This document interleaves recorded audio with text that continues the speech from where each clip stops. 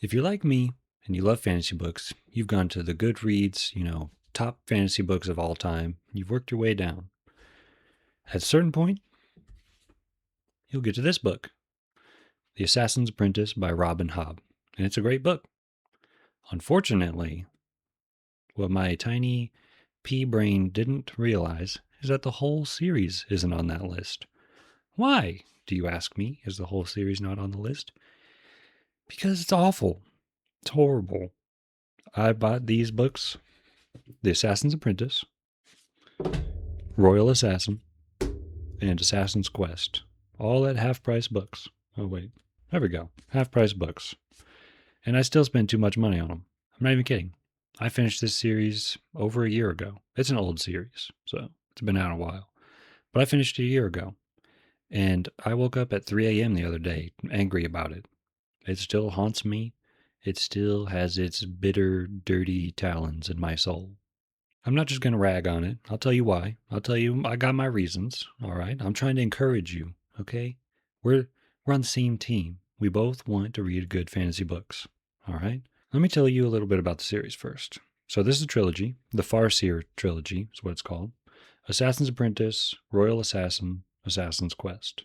Apparently, this is part of a larger series called The Realm of the Elderlings, and it is 16 books long. 16 of them. This particular series, the Farseer Trilogy, is described as deeply introspective, character-driven fantasy narrated in the first person by its protagonist, Fitz Chivalry Farseer, commonly called Fitz. The story is framed as Fitz's memoir, reflecting on his tumultuous life with regret, wisdom, and emotional rawness. Lord have mercy. Set in the coastal kingdom of the Six Duchies, the trilogy explores themes of duty, sacrifice, identity, addiction, prejudice, and personal cost of loyalty. The story follows Fitz, who's the illegitimate son of Chivalry Farseer, and when Chivalry finds out about Fitz, he abdicates the throne and dies. Fitz is raised in the stables by a grumpy old turd named Burrich, and then later in the royal court of Buckkeep, where he's trained by the king's shadowy advisor named Chade to be an assassin. Fitz has to navigate court intrigue, family rivalries, and his own merging magical abilities with the wit and skill. The skill is basically telepathy, allows people to use, mind magic and send thoughts around, make people think things or not think things, and it's only the people with the royal blood can do it, the Farseers, which Fitz has a little bit of a droplet of royal blood in him, so he has potential for that, and the wit, which is being able to bond with animals, and it's seen as beastly and taboo. And I get it, but we'll talk about that later. Anyway, while political squabbles cause chaos from within, the Red Ship Raiders are wreaking havoc from without.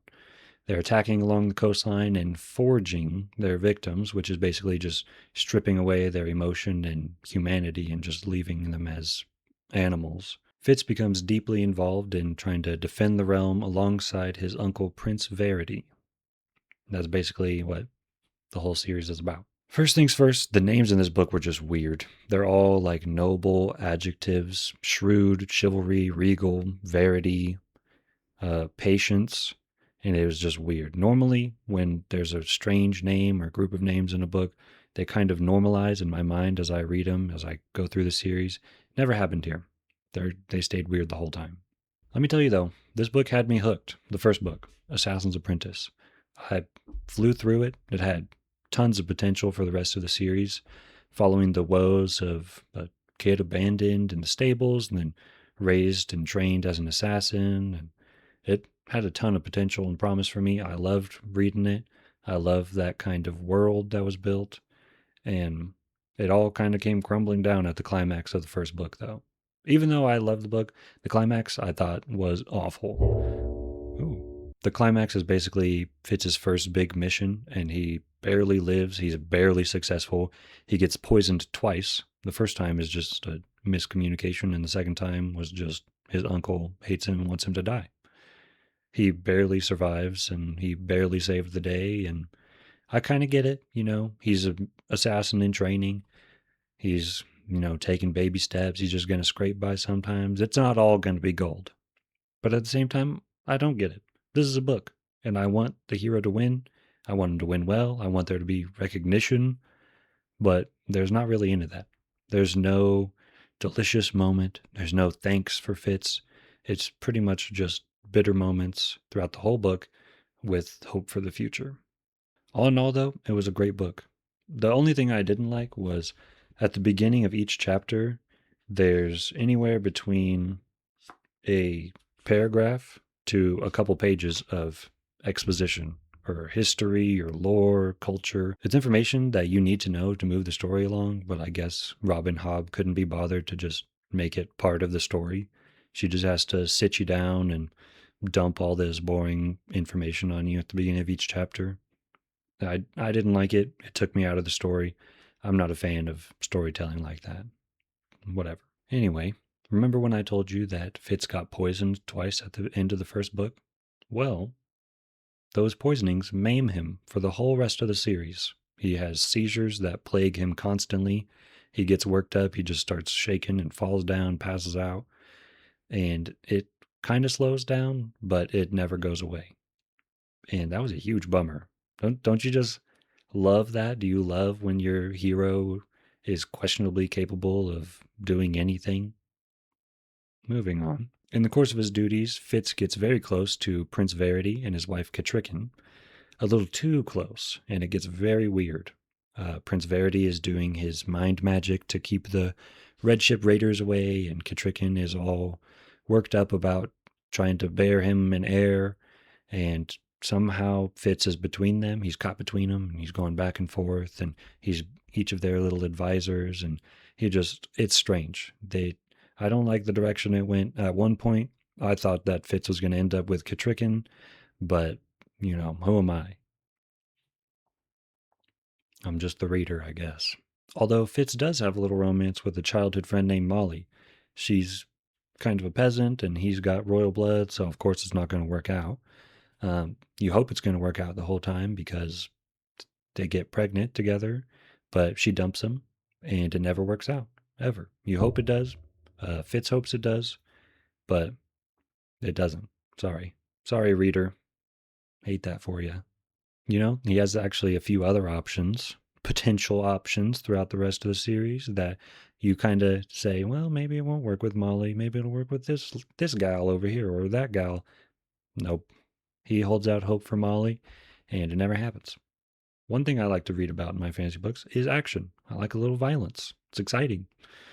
There is shockingly little of that in this series. Most of it is in the second book, which is arguably the worst one. For some reason, I got a different art style for this second book, and it bothers me a lot.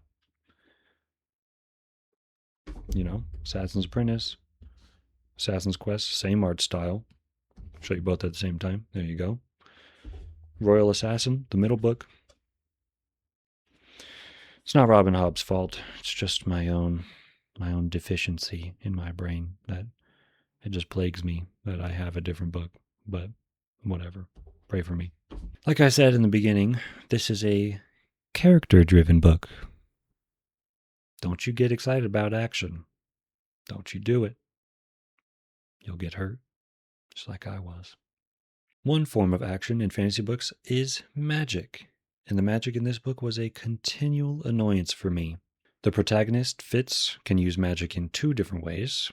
The wit, the type of magic that comes normally and easily to him, is abominable, contemptible, and I get it. It's like mind bestiality, and it made me feel super weird to read about it. The skill he had potential for, but that gets basically burned out of him in the first book. He goes to like a tutor. The tutor ended up being an enemy and just zapped him. He could never do it again until basically the whole very, very, very last part of Assassin's Quest, the end of the series. He falls into this magic river. He has like a fever dream, and suddenly he's a skill god. He's a wizard.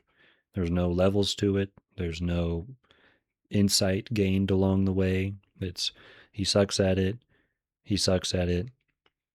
It would be great if he could do it. You hope he could do it. It would help everyone if he could do it. He sucks at it. He's trying. He gets tutored by Verity, who's really good at it. He can't learn anything. He sucks at it. Boom! He's amazing. He could do anything. He's a wizard. He's a god. It's not how I like my hero's journey to go. I like him to learn, have difficulty, suffer, build character, break through walls, get better gradually. There's leaps and bounds in their own ways, but, there's something, not just nothing to boom, best in the world. It's just awful. Anyway, concerning the wit, Fitz bonds with a wolf that he rescues, and they're like soulmates, wolf brothers, pack mates. They're always connected. Always. Anyway, through a very frustrating course of events, Fitz is tortured to death at the end of book 2 in some dungeons. I know what you're thinking. I'm right there with you. How could that happen? Surely that's not going to happen. He's going to learn some magic. Someone's going to rescue him. He's going to rescue himself. He's an assassin. He's been trained as an assassin. How could he not get out of the dungeons? He'll figure something out. He dies. But hold up there, fella. What if I told you that right before he croaked, right before he took his last breath, he transferred his consciousness into his soulmate wolf? Would you feel weird? I did. What was strange to me when he was just dipping his toes into the realm of animal weirdness was super weird whenever he dove in head first. And that's what he did. He lived as a wolf. He frolicked. He scurried around and gobbled up little animals. He felt the blood of their corpses, their juices goop down his neck, and he loved it. That's what he was. He turned into an animal. I wish this was a joke. It's not a joke. That's how it ended. That's how book 2 ended. So Fitz's friends, Chade, the assassin, and Burrich, the stable master, or both the people that kind of raised him, dig up his cold and frozen corpse and transfer his mind back into his body. And at this point, I'm torn, because this book was a massive disappointment for me. I'm thinking, just leave him. Let him be. All the enemies are winning. The enemies in the kingdom, the Red Ship Raiders, everything's falling apart. Do I even want this to continue? Just let him be a wolf. But the optimist in me said, no, no, no, no. Robin Hobb has this perfectly teed up for a grand slam. Out of the park, baby. Book 3 has the potential to blow my mind, to blow my socks off. I'll give it a go. The hero can get the girl. He can save the day. He can save the kingdom. He can do magic, maybe, in the 3rd book. I'm hopeful. Silly, silly me. Book 3 basically starts with Burrich just trying to force Fitz to be a human again. He's been in a wolf body. He's had a wolf brain. He's been doing wolf things. Naturally, he's just going to be a wolf again in his human body, I guess. Normally, I like being in this state at the book, where I have no idea what we're going to do, what's in store for us, how the storyline is going to continue. I got no idea, but I'm here for it. But the thing was, when I feel like that normally, I trust the author. I have faith in them that they're going to pull through, they're going to make something happen, they're going to blow my mind and rock my world at the same time. I no longer had the faith in Robin Hobb, and I just was kind of pushing through at this point. But I did have hope. Always the optimist. That's me. I hoped the whole story that Fitz would grow close to Chade or Burrich, the people that raised him. And he kind of did in their own small ways, but it was never in like a familial way. He never really had a friend except for Molly. And there was one person that loved him, and it was Patience. Patience is Fitz's dad's wife, but not his mom. But she grew to love him as her own. And she was the only person in the whole series that loved him. And I guess that means nothing, because Fitz never went back to her after his death. She never even knew he came back to life. So there's that. That's how we're going to treat love, I guess. Through a misunderstanding, even Chade and Burrich came to think that he was dead. Again. At one point, Verity just goes off in search of dragons. That's just where we're at. The kingdom's falling apart. The only thing that can save us? Dragons, I guess. But eventually it falls apart to the point that even Fitz and Verity's wife, Catricin, can't even stay in the kingdom. They got to flee. So they go off and look for Verity, and that's kind of what the whole third book is about. Their horrible, long, long, long journey to find Verity. And when they do find him, he's half mad, he's emaciated and obsessed with carving a stone dragon. And all he has is his sword. But his sword's broken, he just has a broken hilt, and he's just ching, ching, ching, ching, tinkering away with this dragon. But he had dipped his arms into a magic river, and his arms are silver now. So that's good. He doesn't even remember Fitz or Catricin really until he does remember.